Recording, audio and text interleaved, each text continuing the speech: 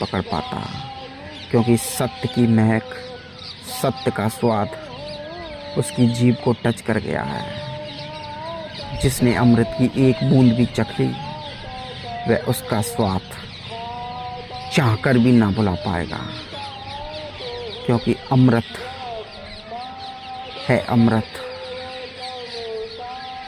तुम्हें ईश्वर मिलेगा तो क्या तुम उसे बखान करने के लिए बच पाओगे? तुम्हारी सारी बुराइयां मिट जाएंगी, तुम्हारे समस्त पापों का नष्ट होगा। निश्चित ही अमृत की बूंद को चखोगे तो पापों का नष्ट होना स्वतः ही है, लेकिन तुम्हारे भीतर के अमृत की बूंद, अमृत के आनंद के झोंके से पापों के नष्ट होने को जोड़ लिया है बेवकूफ़ों ने। कि किसी गंगा में डुबकी मारा हो तो तुम्हारे पाप नष्ट हो जाएंगे, किसी मंदिर में पूजा अर्चना करा दो तो तुम्हारे पाप नष्ट हो जाएंगे।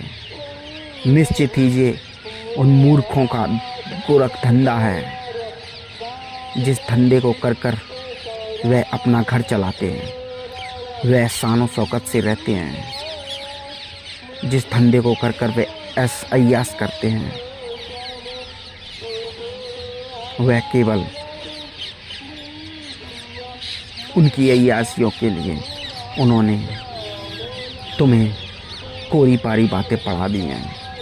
लेकिन मूर्खता तो यहाँ होती है, किसी के पढ़ाने से तुम अपने भीतर से चूक जाते हो, तुम अपने भीतर को सुनना ही नहीं चाहते हो। भीतर तुम्हारे कुछ और आवाज़ें उठ रही हैं, तो तुम बाहर मूर्खों की बातों को सुनते जा रहे हो।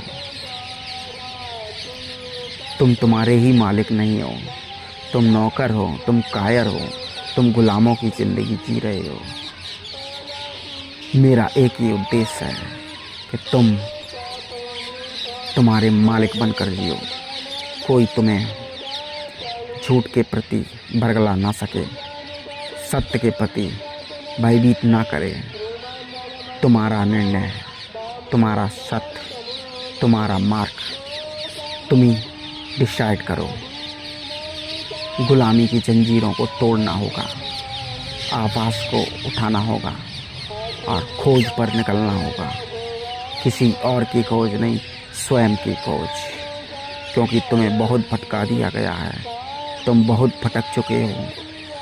अब जब भटक गए हो तो राह को खोजना होगा, अपने भीतर की गूंज को